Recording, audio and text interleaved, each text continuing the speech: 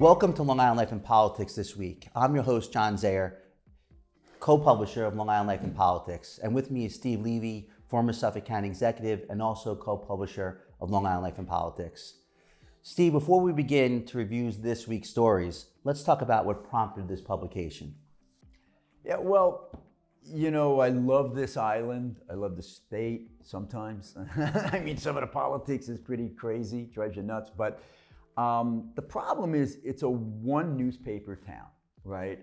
Newsday is a huge publication. It's a good publication in many ways, but it has its limits. And there are other perspectives that are out there, people from the local level who want to get their letters in, or want to get an op-ed in, an opinion piece, or just want to get a local story published. And there was a time when we had Suffolk Life. Many people will remember that. It's been out of circulation now since like 2007. But every Wednesday, people would look forward to getting it in the mailbox because it had opinion, it had local news, and it had alternative perspective from that you'd see only in Newsday. And I said, boy, we're really missing that, right? We need a Suffolk Life type of paper to be resurrected. And we were great minds think alike, and we had the same idea. So now we have this great paper, Long Island Life and Politics, which is digital. Mm-hmm. It's sent out with big email blasts to anywhere from 30 to 60,000 people.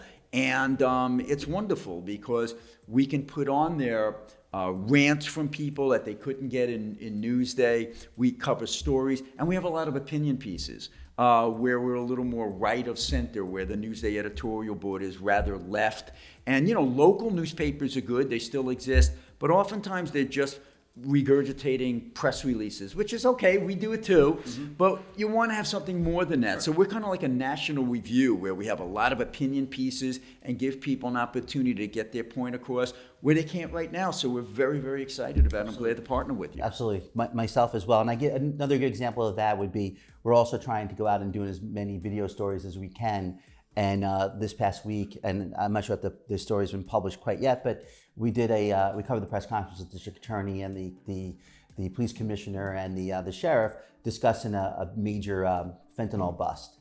And we went into detail, whereas some other publications or News 12 is not going to give you a 4-minute story on it. So it was an opportunity for the district attorney and others to explain exactly what was going on before our readers listen to it. And Newsday or some of these print media, they have to, hey, you've got 600 words to get this very complex story in. You know, just got to fit the box. We're digital.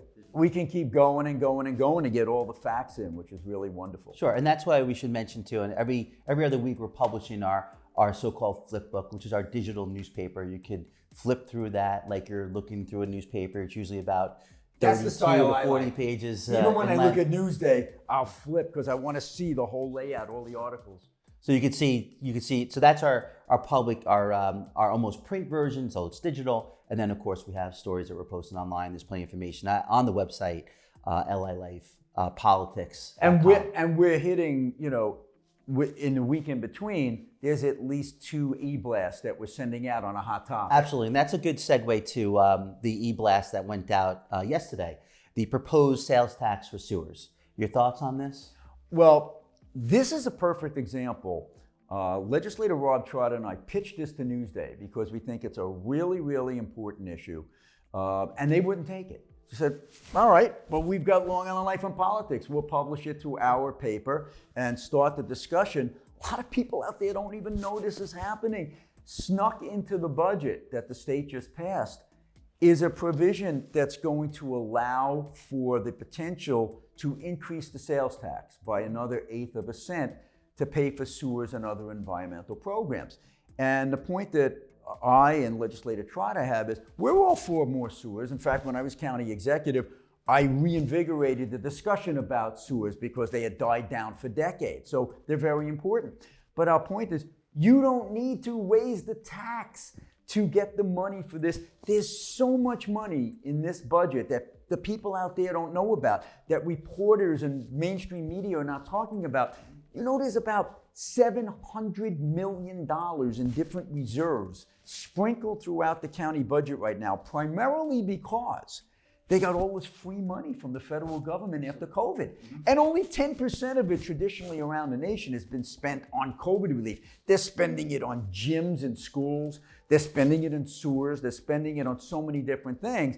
And our point is, you have the money in the budget. Yes, let's build sewers. Yes, let's clean our environment. To raise the sales tax again after we did it back in the 1980s to bring in these millions of dollars, it doesn't make sense. For the land preservation and other things. And we already have an 8.625% sales tax. It's probably among the highest in the country. Yeah. We also have property taxes, we have income taxes, we have every type of tax in New York State. We're the highest taxed region in the nation, which is why we lead the league, ladies and gentlemen, in the number of people leaving the state to cheaper pastures around. And it's because of the high price.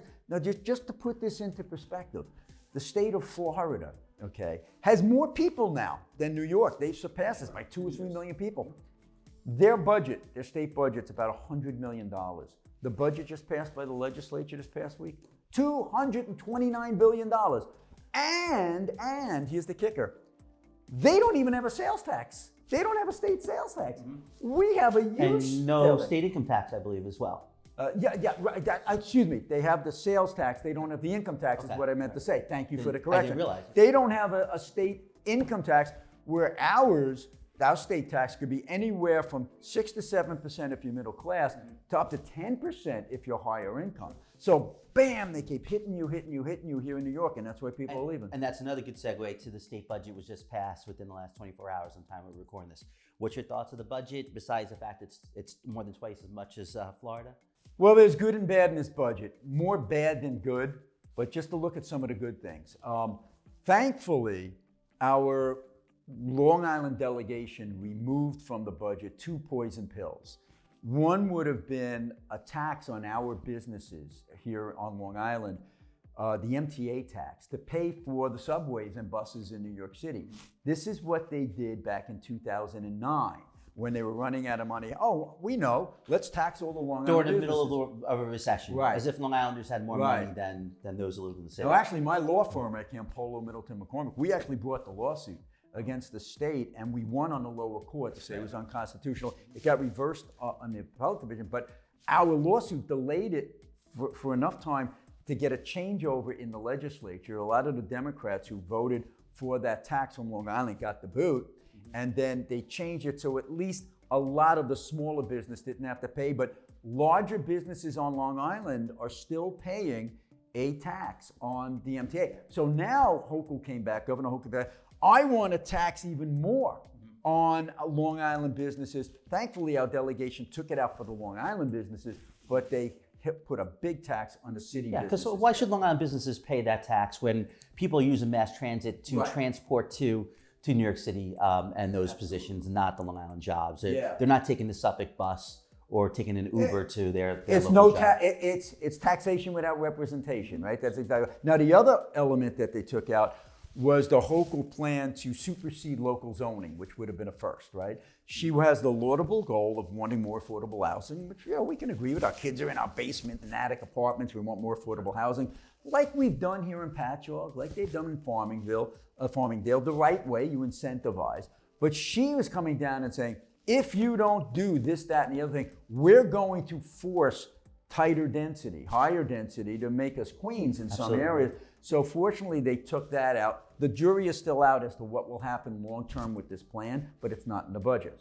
So those are 2 good things. And it was based on your proximity, a municipality's proximity to railroads, which was outrageous, which was affecting communities that had no apartment living at all. So especially on the North Shore of Long Island. So those were 2 good things from the budget. But here's some of the bad, okay? You have $1 billion put in there to pay for illegal aliens who the Mayor Adams said, yeah, we're a sanctuary city, come on in. So they do, and now he's saying, hey, we don't have the money to pay for it. Help me, state of New York. Hey, Mayor, instead of asking taxpayers to pay more money to pay for people who shouldn't be here in the first place, why don't you ask the president, the same member of your party, say, close the border, stop bringing them over. So that's a problem. Secondly, the budget is out of control. It was only $175 billion before the pandemic. They've increased it by 30% up to $230 billion now. It's just the spending is going crazy. They also snuck in a provision, which a lot of people don't know about. They said they're not going to take your stove, right? Your gas stove. Well, they kind of played a game with that, because now for all new construction, after 2025, it's right around the corner, you can't have a gas hookup into your business or your house. So you're not going to be able to put the gas stove in that new construction. You're not going to have gas heat or oil heat. You have to have electric heat. That's a lot of money. It's going to have quite a wallop on the state to make more people leave out of here. There's so many more bad things in here. We can go on and on. I've got to say the last one, though, which is bail reform. We were praying for bail reform. It was all really just disingenuous and a song and dance. They did a minor reform that said a judge no longer has to look at the least restrictive measures regarding a defendant to allow or disallow bail. But what we wanted was a provision which would allow the judge, just like they have in Jersey and other places around the nation, we're going to look at the dangerousness of that person who's been a recidivist 100 times in the last 2 years. They can't look at that when they're setting bail. So they tinkered, but you still got the problem. So absolutely. We can go on and on for days about this budget, but there's been good and bad. Okay, so I just want to get back to the gas stoves, et cetera. Yeah. I mean, gas has been cheap. If you have oil or you have electric power, you're paying a lot more money to heat your home, et cetera. But gas has always been cheap, and obviously people aspire to have their kitchens to cook with gas and so forth. It seems like we're just making it that much more difficult for people to maintain their quality of life on Long Island by prohibiting you from having access to cheap gas. Not only making it more difficult to take them into options, but get this, also snuck in, that article in Newsday today. By the way, National Grid is petitioning for a 16% increase in their gas price. Now, why is that? Gas is plentiful around the country. We should be able to see the gas prices going down. Well, the Biden administration has put the kibosh on more drilling. So we went from being the #1 exporter of natural gas and oil around the world to now getting on our hands and knees and begging our political enemies from Venezuela to Iran and even Russia to prop them up. They're producing like crazy. We're buying from them, Iran and Venezuela and Saudi Arabia, and we're telling our business people, no, you can't drill here, there, anywhere. So it causes the gas prices to go up when we could be living the life of Riley with cheap gas prices and being an exporter of oil and raising our economic standard vis-a-vis China and our political enemies. They have to make sure that the price of getting your electric from windmills and other sources is relatively less expensive compared to getting oil or gas. So they're trying to raise the price. The myth is that it's less expensive, but it's not. It's only when you take taxpayer subsidies and you subsidize the solar and the wind. I'm all for solar and wind. It's great. You can do it to supplement, but it's unreliable. And whenever Newsday does a story about, it's so environmentally great to have these offshore windmills, they never tell you how much it's going to cost. Mm-hmm. It's a fortune to go offshore as opposed to onshore. And here's the other thing. This is why the prices are going up for National Grid, PSEG, LIPO, because you have to build the infrastructure now. Mm-hmm. So you got the windmills going out there. How do you transport that juice onto the mainland and make it functional? It's a tremendous amount of money. Now they want everyone to stick a plug into their home to charge their car. Is the infrastructure there? No. It's either going to collapse and we're going to blackouts, or you're going to be spending a fortune to restructure the whole thing. And as of right now, and relatively speaking, wind and solar are inefficient in terms of producing power. They're supplemental. They don't meet our power needs. So in order to plug your car in, you're going to have power plants who are creating that electricity, and they're using gas and oil. Yeah, how do they get the juice in the plant? You're burning oil and gas. So it's a shell game, But I say in my book, Solutions to America's Problems, that the real answer here, and look, I believe in the world is warming. I'm a climate denier. I just don't agree with crippling the American economy to try to combat it, while you allow China and India, the big polluters, to go on unabated. So all of the pain that we'll experience will do nothing. And we're subsidizing our enemies. Exactly. And the answer is not to just shut us down. It's innovation. It's technology. There was a 60 Minutes piece this past Sunday, which showed that there's new technology that actually looks to suck out CO2 out of the atmosphere, and you consolidate it into like these pellets that you bury. That's a potential answer. Those are the things that are going to save the planet without destroying America. Absolutely. All right, well, this is a good point for us to take a break. We'll be right back. Are you getting all the news and information that matters to you? Make sure you are signed up for Long Island Life and Politics by visiting us at lilifepolitics.com today. Welcome back to Long Island Life and Politics This Week. I'm your host, John Zayer. With me is my co-host, Steve Levy. Steve, let's get back to one of the other things that's been somewhat controversial in the past several weeks has been the removal of Indian mascots for our high school sports teams. Your thoughts? Yeah, well, this was one of the cover articles on our digital newspaper, Long Island Life and Politics. And we just don't report it as Newsday will and others. We editorialize on it. And it's important. We felt it was important to do so because, take myself, I'm a proud graduate of Sachem High School, okay? What is Sachem? Sachem is the Indian word for chief. We all have tremendous pride in that. All the schools are named after India. It's in Ronkonkoma, number one. Tamarack School, Samoset School. I went to Merrimack Elementary School, okay? But they're not saying change the name of your school, but they're changing the name of the mascot with the flaming arrows. What in the world is wrong with flaming arrows, right? So the Brain Trust in the New York State Regents, which is just politically appointed people, not elected by anyone, not accountable to us directly, they say, oh, they're wokesters. So they say, oh, Indian Americans are offended by this. By the way, I was around in government for decades. No Indian American group ever came to me and said, we're really offended by flaming arrows or Braves or Indians. In fact, they saw it as a source of pride. It's the white liberals who've been saying, oh, you must be offended by this, so we're gonna, take it away. I always viewed it as having Indian names and so forth as a sign of respecting the bravery, the courage, and that's why we're using our sports teams, especially in some of your contact sports, to reflect that. No, I get it. Redman, Redskin, that could be a pejorative. I don't think it was meant that way originally, but if you want to say let's change it, I understand why. Okay.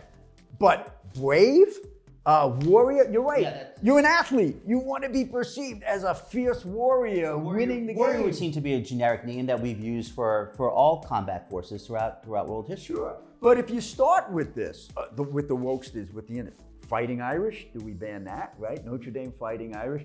What about cowboys? If you can't have Indians, are you allowed to have cowboys? Maybe they have a problem with cowboys.